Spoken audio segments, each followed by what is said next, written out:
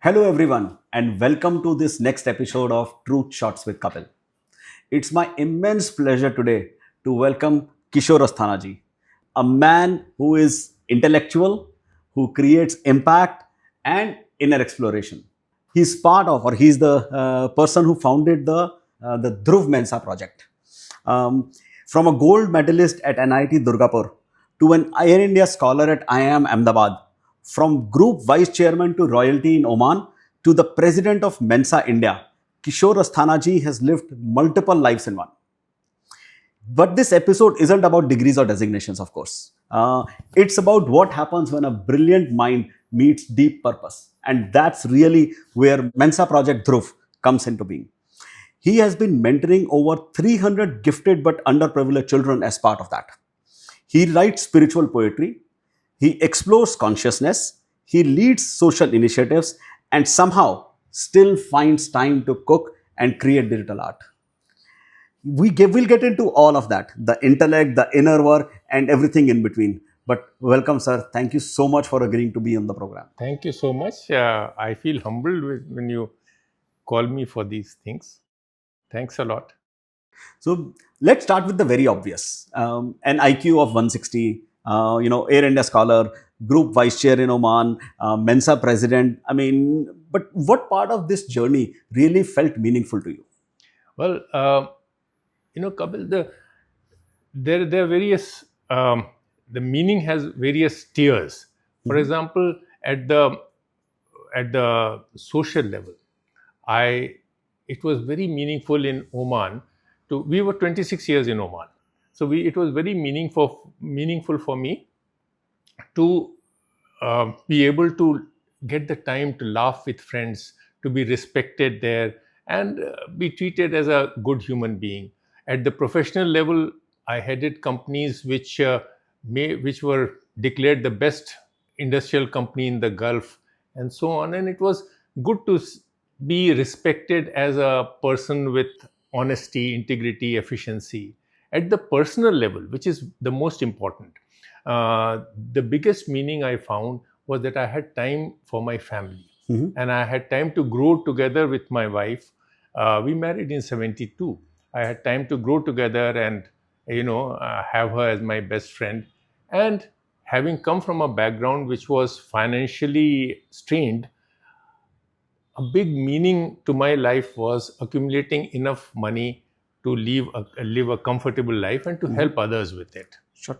So these are the things that I found meaning over there. And yes, one most important thing, over there the timings were such that I found a lot of time to read books. So I read the spiritual books of almost all religions, our Upanishads, some of our Vedas, all kinds of books, even something not very commonly read like the Nahjul Balagha, which is the book the Shias rever, and so on. So that was a great, very, very meaningful time for me.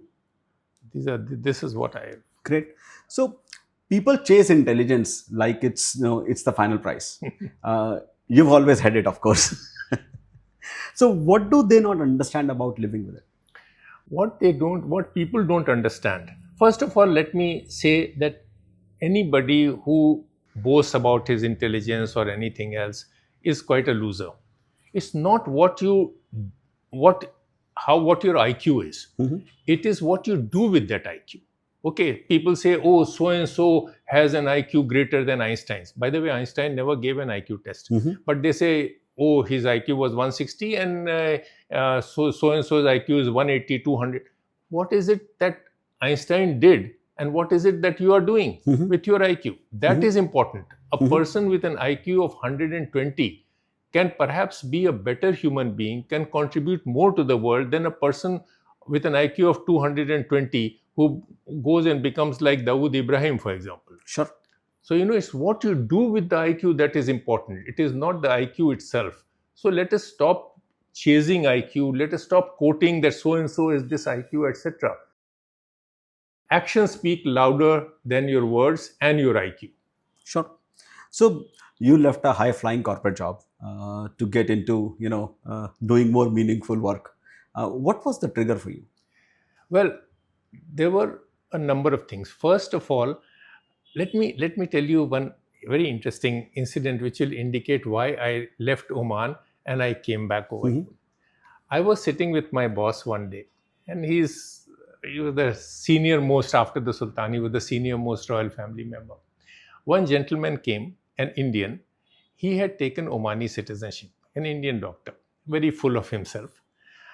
He, and whenever His Highness met somebody, he always called me to sit in. So I was sitting there next to him, and Indian gentleman came wearing the Omani robe and everything, and then talking in Arabic and so on. So then he went away. Then His Highness turned to me and said, "This idiot thinks he is an Omani." So you see, that is that is the kind of thing which will always trigger you in your mind that I can never undergo this kind of humiliation. Mhm. All right. I have to grow old in my own country where I have self-respect. Mhm. So that was one of the reasons why I decided to come back. And 26 and a half years is a long time to spend in another country. Absolutely. And we had a wonderful time. Oman was like paradise. I Mhm. mean, it was simple people, good people. The best people in the Gulf are Omanis, Mhm. absolutely, without any reservation. And we worked at the senior most level, so we were respected. But after a certain time, you realize, and when I was coming back, His Highness called us for a farewell, this thing, and he told my wife, "I'm giving your husband Omani citizenship. I'm giving him a house in the villa, a villa on the beach, and he still wants to go back. He's gone mad." So my wife said, "Yes, he's gone mad." But then I had to come back. I mean, I couldn't grow old in a foreign country. I had to come back. And I also realized that, look, India has done a lot for me. And I must do something for India now. It is my time to give. Mhm. So that is another reason why I decided to come back. So I spent nearly a decade. I mean, I didn't spend as much time. I spent nearly a decade in the US. I did my master's there, worked in IBM for 7, 8 years, and I came back in 2007, almost 18 years And I'm back. sure you don't regret it at all.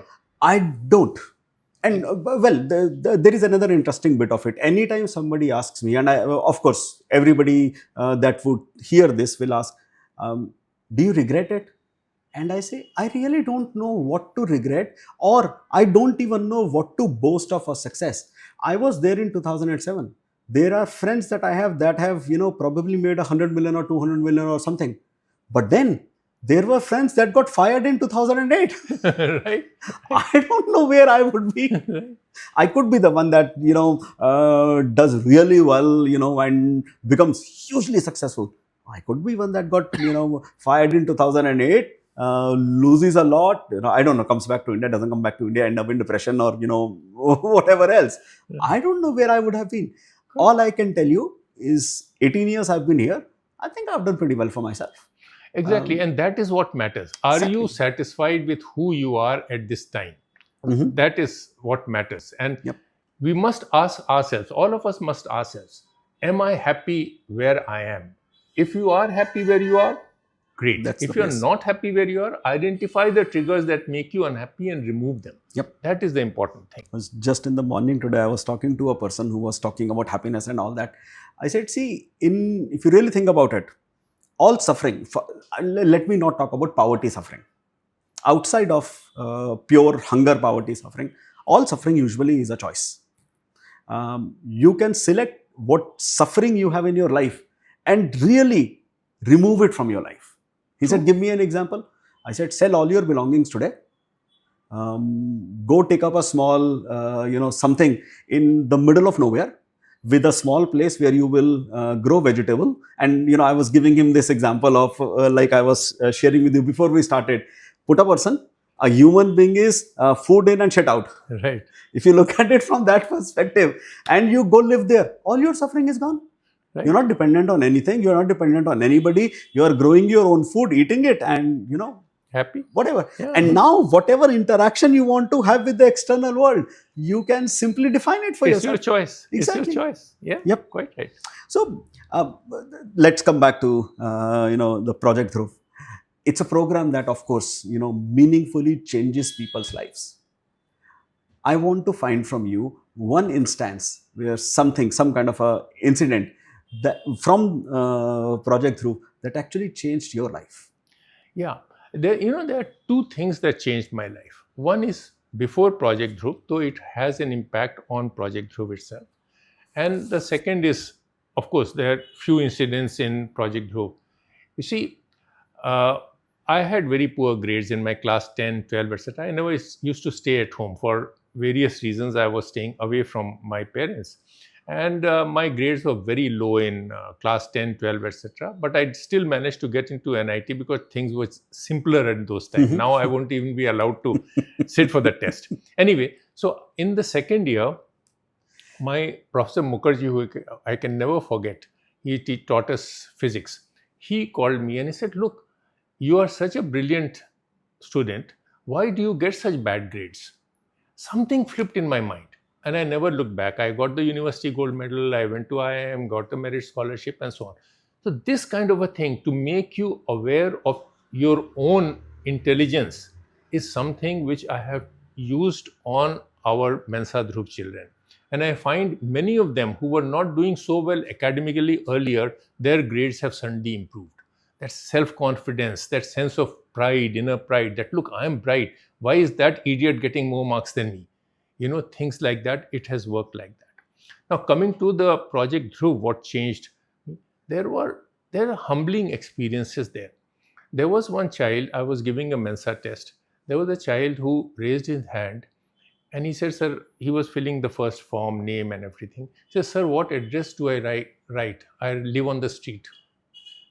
That gave me a shock that look, this boy has come from there. And then unfortunately that boy didn't get selected, but there was another boy who wrote an essay on his life till then, and he said the worst days of my life was when our jhuggi was broken and we had to spend weeks on the roadside. He says, I couldn't study, I couldn't sleep well, and there was dirt, there was dogs, this, that, and the other. And that was a very humbling experience for me. I said, look, what do I have to worry about? That look, okay, I grew up in a family which didn't have money and so on, but look at these children, they have nothing. Then there was a girl who came and she was a bright girl, her grades started slipping. So I called her and I said, Gayatri, what's happened? And she says, sir, we live in a garage, the landlord has gone away. My father is the caretaker. He's gone away. He's not paid the electricity bill, and there's no power in our room. It is hot. There are mosquitoes. There's no light there. I tried to study under the street lamp, but there are too many mosquitoes, so I can't study. So these are the kind of things you can never forget. So these are some life-changing things even for me. I look at them and I said, this is where these children are coming from. So, and this is how we have to deal with them, keeping that in mind. So you think deeply about consciousness. I'm going to kind of the exact diametrically Right. other side. So let's talk about that. How do you define consciousness? Well, see, I'm not a scholar, and whatever I think about consciousness is partly based on my reading of the Upanishads and partly based on my own intuitive feeling. And what I do not think many people will understand what I am going to tell you about what I think about consciousness. You see, scientists think consciousness is perception. They keep investigating where the perception lies and whether consciousness exists there, etc. No.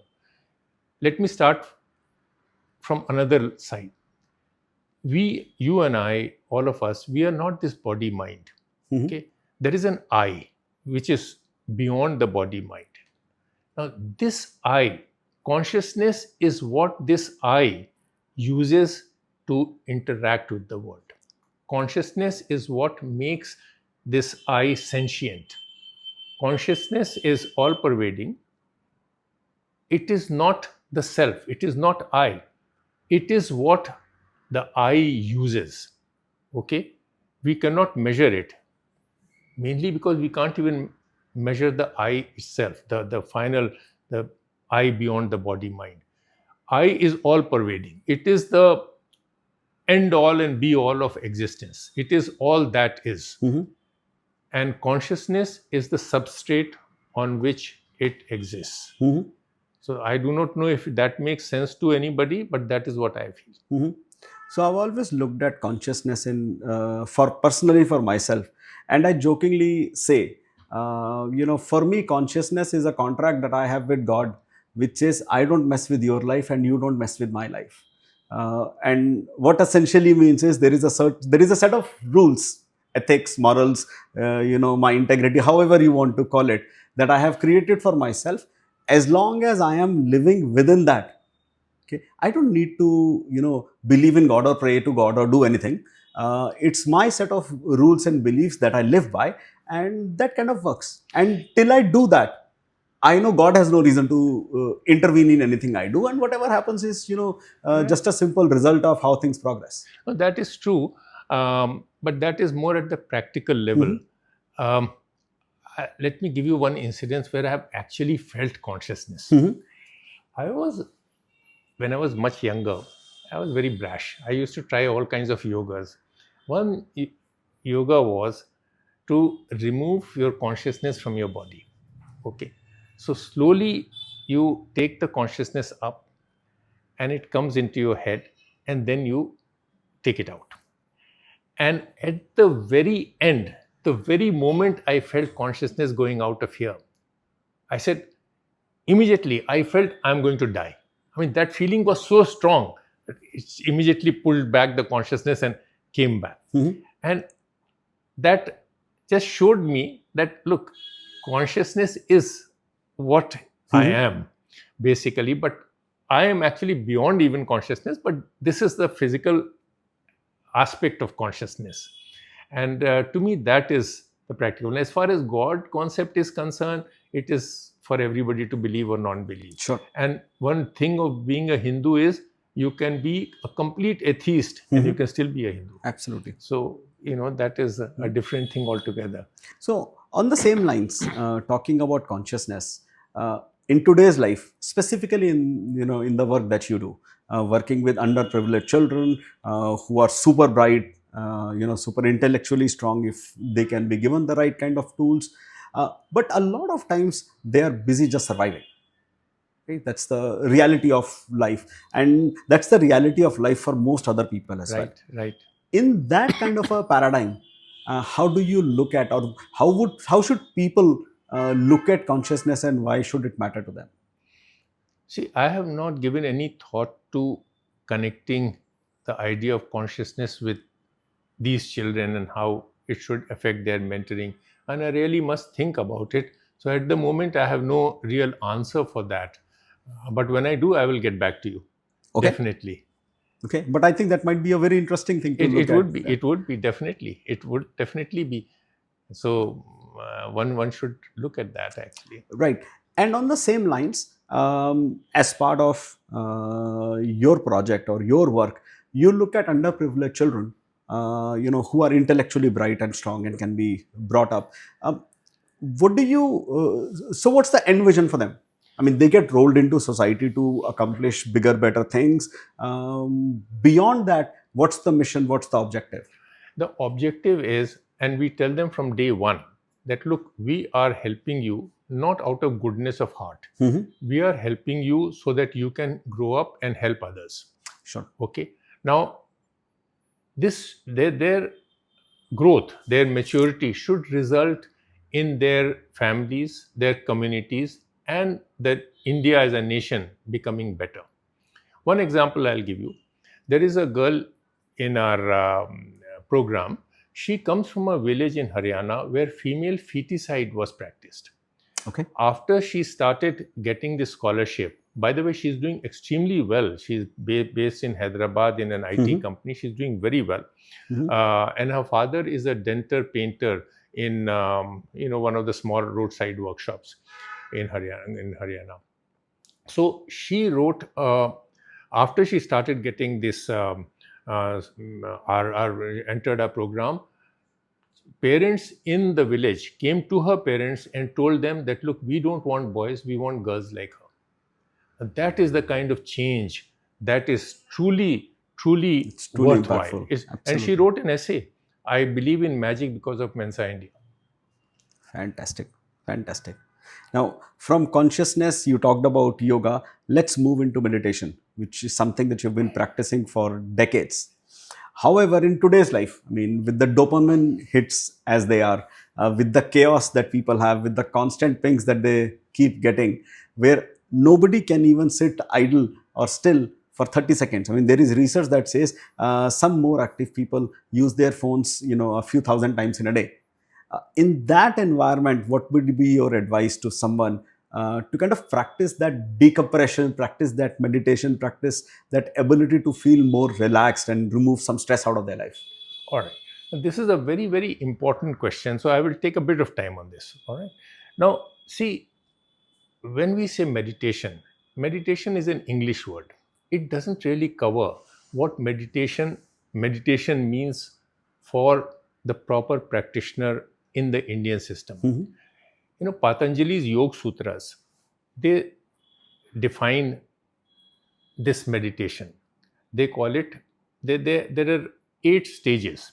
Patanjali's Ashtanga Yoga is what tells us where to reach and how to reach, etc.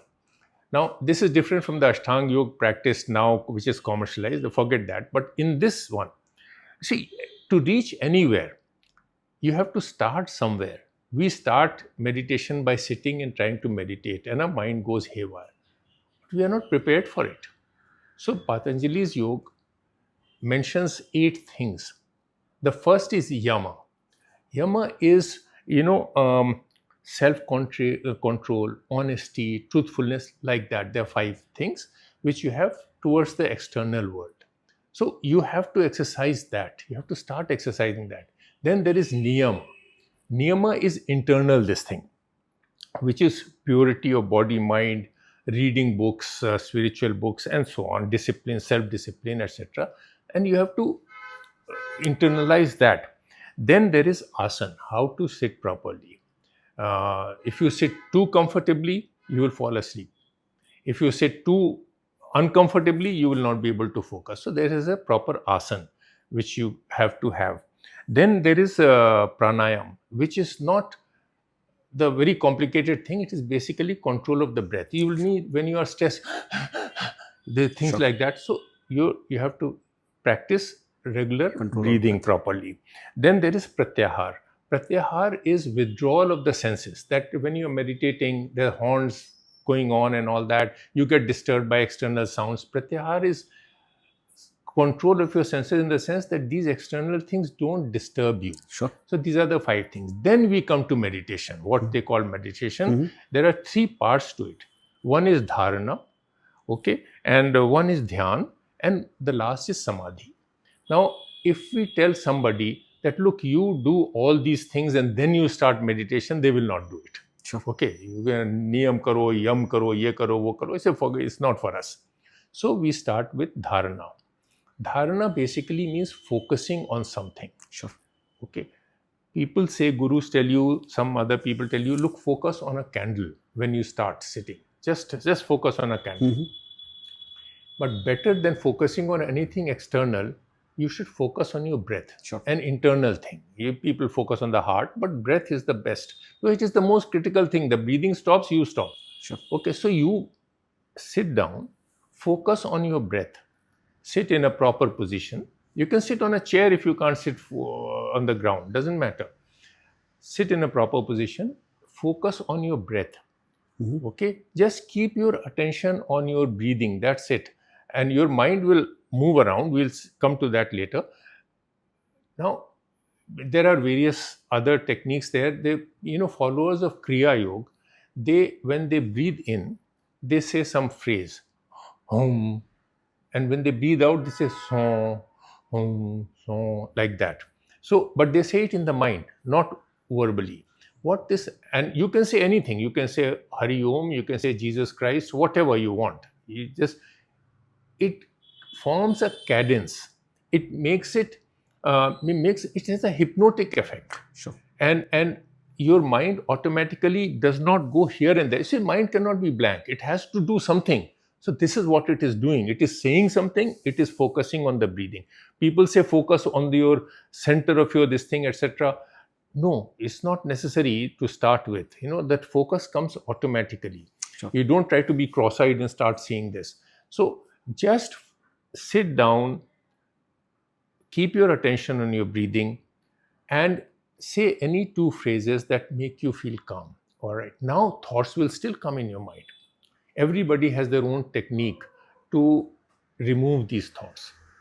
I use two techniques. One is basically you see a thought coming in, okay, Kapil is sitting here, and so, okay, fine. So don't interact with that thought. Let it go out like a worm to the Sure. other side. Second thing is there are some thoughts which are very much more powerful. They don't give in to this technique. What I do is I bundle them up and I blow them out like a bloom. They're gone. There's smithereens. So all that happens, and then you keep focusing on your breathing and saying your phrases, and you are completely in the mood after some time. Don't ignore the first few things. Your self-control, your behavior towards others, your honesty, your integrity. If you are a thief, you will never be able to sit and meditate and think. You will always be thinking कि ये police आ रही है और ये अगली चोरी कहाँ करें, things like that. So you have to focus on your previous preparations, and they will come all right. But you can start your dharana immediately, and the dharana morphs into dhyan after some time. Sure. Samadhi, let us leave aside. It's not for the likes of us at this time. So dharana morphs into dhyan, and that between the dharana and dhyan, that is what true meditation is. Sure. Okay. Yeah, that's very wonderfully explained. So we talked about consciousness. We talked about yoga a little bit. We talked about meditation. Now let's move on to the next aspect of it, spirituality. And you have written many books on spirituality. Can you tell our audience a little bit more about them? Yes. See, I have written some books on spirituality, and I write for myself. I don't write for the audience. If somebody reads it, and my publishers will obviously be very frustrated that I'm not trying to market my books, but that is not the purpose. Like, this is my book of spiritual poems, Still Mind, Singing Heart, and I'll just read out the front page. I weave my baskets with reeds of words and fill them with flowers from my heart. These are gifts from beyond the mind, nothing clever, nothing smart. No hymns are here, no sacred chants. Reverence was, but is no more. Incense, sacrifice matter not. The path has ended at the door. So this is what these poems are about. There are a few simple poems. Then this one is the latest one, Awaken Your Inner Self, published by Srishti. And these are very small stories, 1 or 2 minutes each. And 1 or 2 of these have been published in the Speaking Tree column of the Times of India also. And we don't have time, otherwise I would read out a very short one actually. But anyway, so this is the book. And this somebody... Awaken Your Inner Self. Awaken Your Inner Self. And somebody has said that this book is not deep philosophy. It is like flowers in a garden. Sure. You go and smell individual flowers, look at them, appreciate them, and mull over them and see what is the deeper meaning in that. So these are just 2 or 3 minute stories for those who are seekers. And this is one of the things. This is Gospel of the Awakened. This is just quotations from various seers from all over the world. Now, this is a book called The Book of Living in Contentment and Dying Serene. This basically is a fictionalized version of a Guruji who gets enlightened in the Himalayas, and an ashram forms around him, and the question answers. It basically is demystifying the Sanatan Dharma. Okay. Each chapter is on one aspect of the Sanatan Dharma, where people come and ask questions, and it is answered in very simple this thing. Sure. It incidentally also mentions some of my spiritual experiences, which I regret putting there, because one should never put your spiritual experiences out. What happens is people read them, then they start expecting that this will happen for them. It is not correct. Everybody has their own spiritual, their own personalized and expectations are a no in this quest. So these are some of the books which I have written. But as I said, I write for myself, and whatever comes out is there. Sure. So, in all your spiritual work, your writings, the philosophy, is there situations when there is like a conflict between intellect and intuition? There is a lot of time that happen, and that is the difference between maturity and immaturity. When we are immature, we just go by intuition, we go by knee-jerk reaction. आपने मुझे झापड़ मारा, मैं भी आपको झापड़ मारूंगा. That kind of a thing. As you mature, physically and intellectually and spiritually, you start analyzing the situation. How am I reacting? It is not what somebody does to you that is relevant. How you react to it is more relevant Sure. for you. And for that, it is important to use the intellect. You cannot just go by intuition. Intuition can very often be wrong. So that is what I do when something happens and I have a feeling, chalo, hum bhi karte hain. Then I sit back and say, relax, take a couple of breaths, use your intellect, think of the implications, and then you take action. In fact, in a lot of workshops and all that I do, I always tell people the best way to rid yourself of stress or reduce stress in your life is to start giving you time. Absolutely. Do not ever react to something immediately. And I've been talking about, box breathings. I've been talking about, counting 1 through 10. I've been talking about just stop and have a glass of water. And then, so somebody says something that you feel terrible about, stop, have a glass of water. And then if you decide to, bang the hell out of that guy, please go ahead. But do it consciously. Do it consciously. One interesting thing in this, sometimes somebody sends a message on WhatsApp or email and you start reacting. I draft the message immediately. And I keep it I overnight. let it marinate for 24 hours. I hear you. And after that, I throw it out. It gets rotten. I know. I do the same. It gets rewritten. A lot of things get changed. The words get corrected. No, the tonality of it is set right. And then, okay. Absolutely. Now let's shoot it out. Absolutely. So if somebody comes back and says, you were angry and you said this. I said, no, I was not. I mean, every word of what I said, Right. It was meant to be exactly this. Right. But yeah, absolutely. That I think is a very important aspect of living through and kind of looking at how you take care of. And I look at all of this from more of a stress perspective because that's my area of working now. Quite talking to people about stress management, talking to people about how do they take care of their emotions. And I mean, Right. I look at emotions as a part of stress only. Right. Anyway, so you've lived abroad. You've lived with royalty. You've lived a very accomplished life. You have come back to India and you have built a lot of stuff from scratch. What did you unlearn in that transition? Well, I don't know what I unlearned, but I do know what I learned. Okay. I learned a number of things. One of the things was, of course, that coming back to India, people had scared me. Oh, India, kahan ja rahe ho? Ye hoga, wo hoga, things like that nonsense.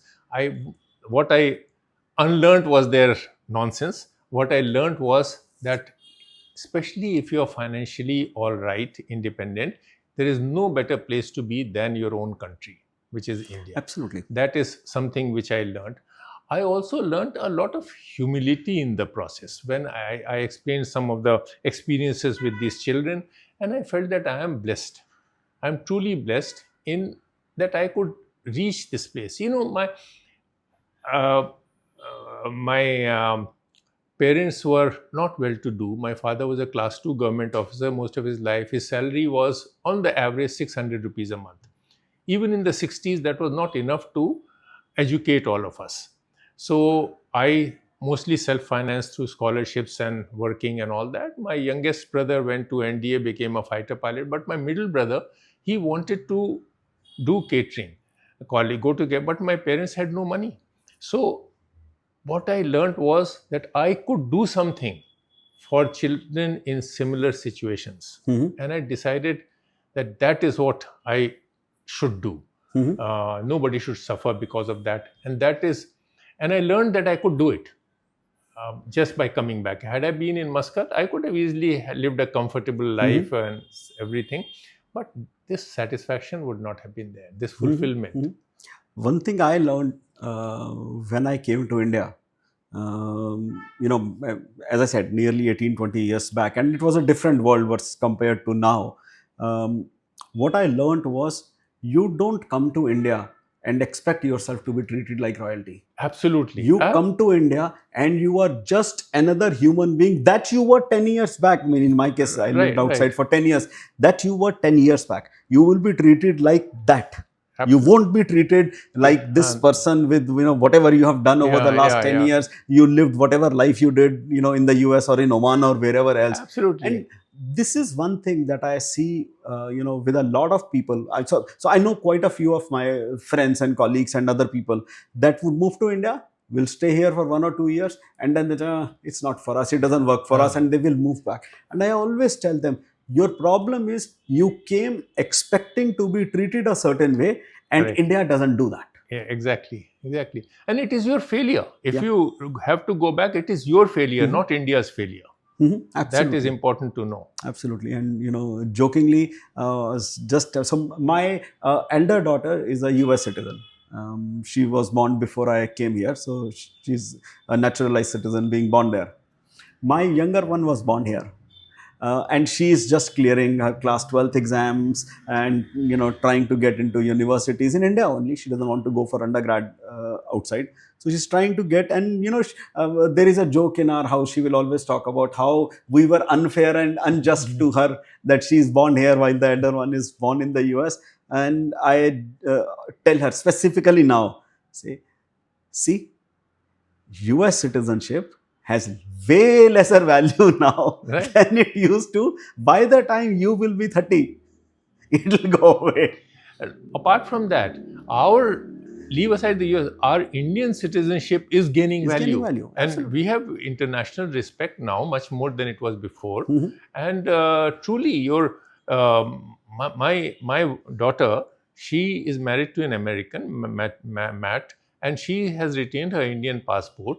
And Matt and both of them are doing so well in India itself. India can reward you much more than the US can reward me. Ye dur ke dhol suhane hote hain. And I think that is the thing. Along with that, I won't get into the politics of it. I mean, there are people who would love the current government and they will say our stature is like, there are other people who will hate and they will say we have gone down. Right.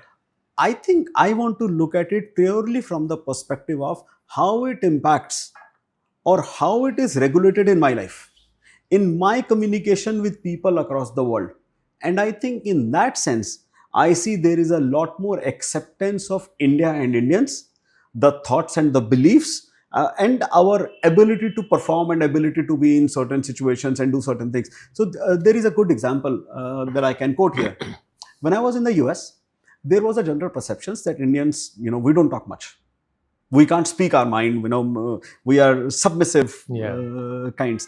And what I realized in my early years in the US is that was very true for people that used to go from India to not to study but to work here directly. They could, there was a cultural shift for them. They would usually get more surrounded with other people who are Indians only. So they would never really be in a position where they can commandingly, communicate. And it was very interesting. In my first job, I was working with IBM. I was 10 years younger than the next youngest person in my organization. Right. Okay, I was in the Chief Information Officer's office back then. I was 23 when I got there. And the next youngest would probably be, 34, 35, something like that. And there were a couple of Indians also in the group. And there would be a discussion. So, for example, there is an architect, software architect who's sitting there. There is a software architecture discussion.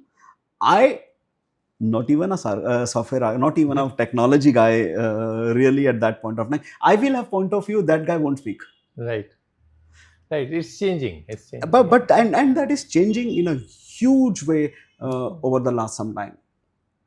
Again, so let me get to my, my area of work, stress. Okay. Of course, a lot of times we tend to intellectualize it and we tend to talk about, hey, how about you look at life this way? Well, for the man on the street, that really doesn't work. Let me ask you, in your day-to-day life, right? Even when we intellectualize stress, I think it's what we say to others, but that's not necessarily how it usually works for us. What do you do on a bad day? How do you deal with your stress when things are not happening the way you expected them to? All right. Now, that's a very interesting topic in the sense that let me start. I have had very stressful days lately. Um, for example, on 5th November, my wife had a brain stroke. 4 days we did not know which way it will go. She was in the critical care unit and so on. And it is very, very stressful. Obviously, we've been married 53 years, and it's very stressful normally to see your spouse like that. Hands and feet tied up and tracheostomy tube here and things like that. It is very stressful normally. But very strangely, my mind does not react that way. Under stressful situations, I act as if the universe is guiding me. I do what has to be done. And I don't, there is no emotion involved. I'm completely emotionally dry at that time. When things have to be done, when she has to be taken to the hospital, when somebody has to be with her, things like that. I'm completely emotionally neutral. And I don't even think about what is to be done. It just goes like that. Whatever has to be done will be done. Okay. Now, that is, so I do not have stress of that kind under such situations. But it is an unusual thing. Not everybody is like that. But I think because of my meditation and other things, we arrived at a stage where this happens. But having said that, it is not a universal feeling. For example, one night I was lying in bed and my wife was in the hospital, and we did not really know. The doctor had said we have to watch very closely, etc. And suddenly I felt a very deep, overwhelming urge to some from inside that a miracle is needed for her to be to get well. Otherwise, she will not get well. And I, from the very core of my heart, I didn't say anything aloud.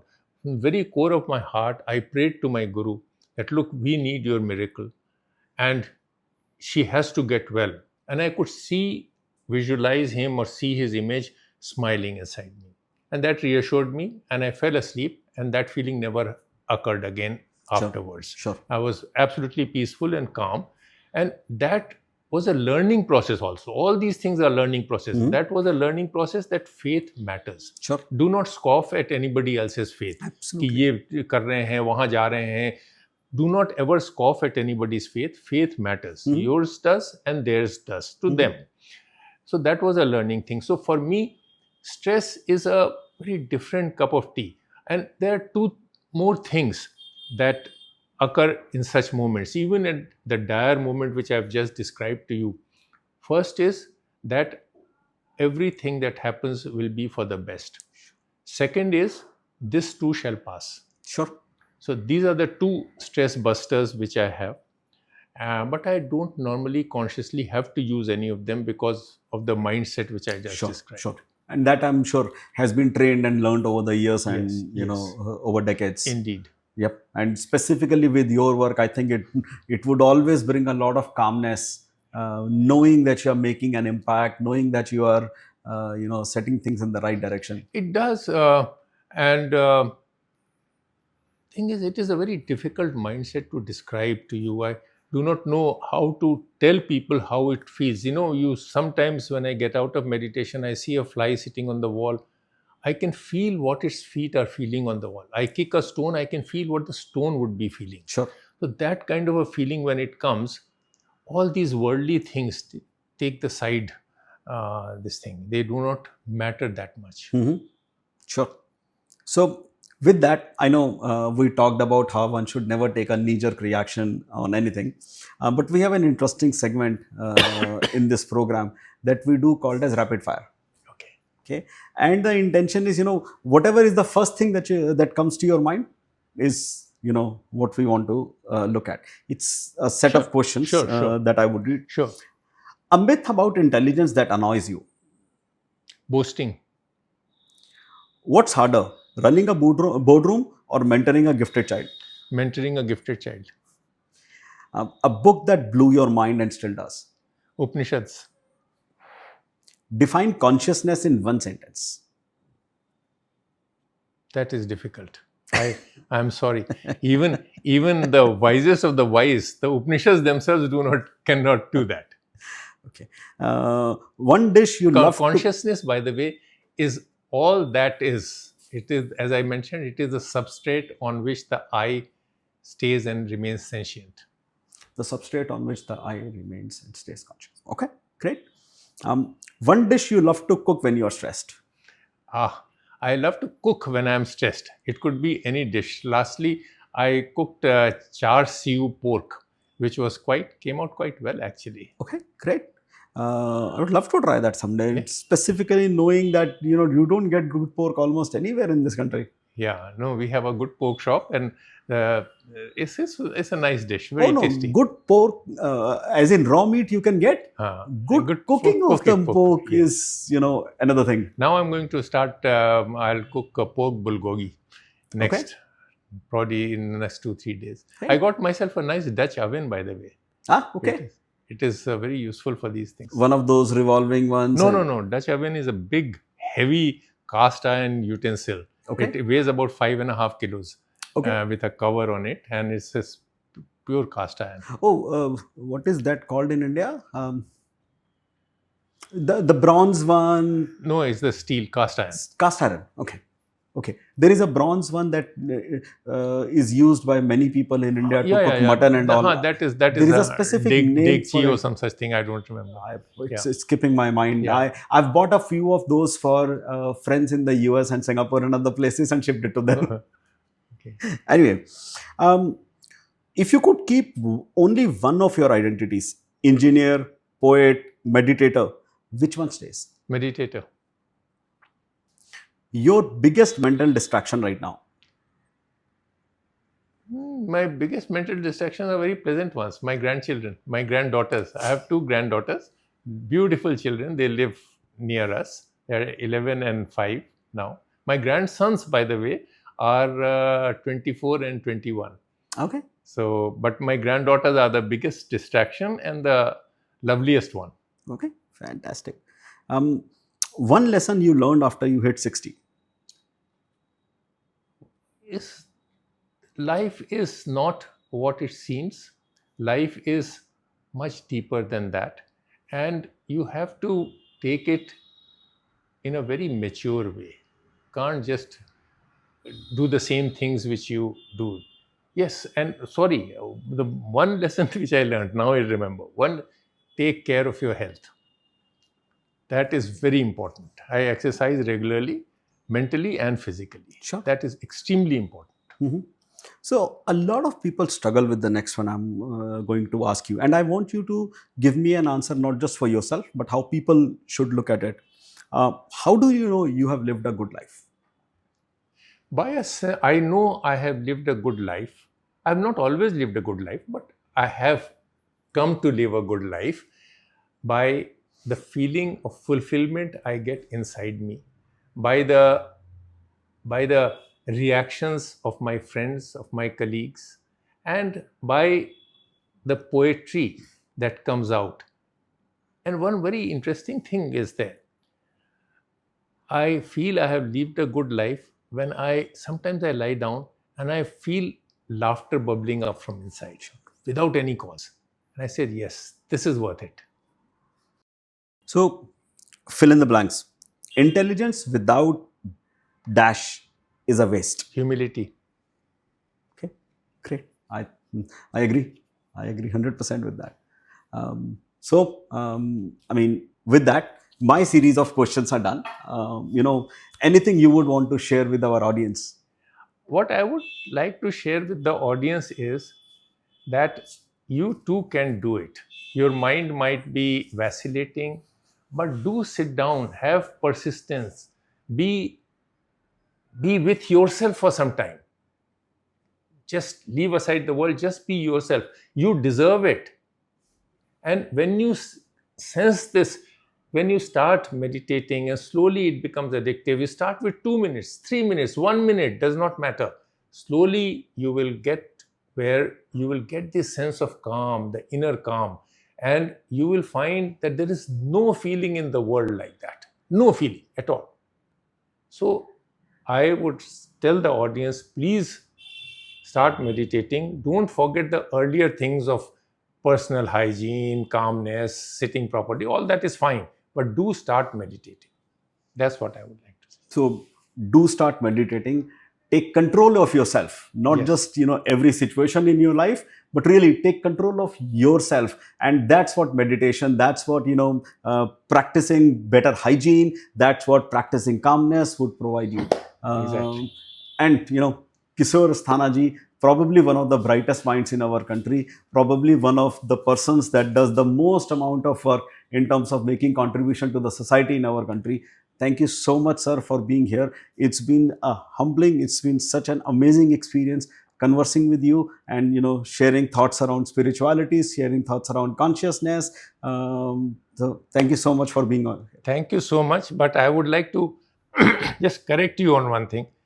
There are people who are doing amazing things in India. I am just one of the ones who are doing much less amazing things. But our bar is so low that even my achievements seem large. But there are people doing wonderful things. I was reading about one person who takes his children from villages in Barmer. He has made 120 people converted into doctors. Can you believe it? In 29 of them are in AIMS. And these are all village children. One child's parents wash utensils in weddings for survival. And he's becoming a doctor. Things like that. So many people are doing so many such things. I'm doing some very small things. But anyway, those I find fulfilling. And if it changes a single life, I think my job is done. Perfect. Thank you so That's much. what it's about. Thank you so much, sir. Thank you.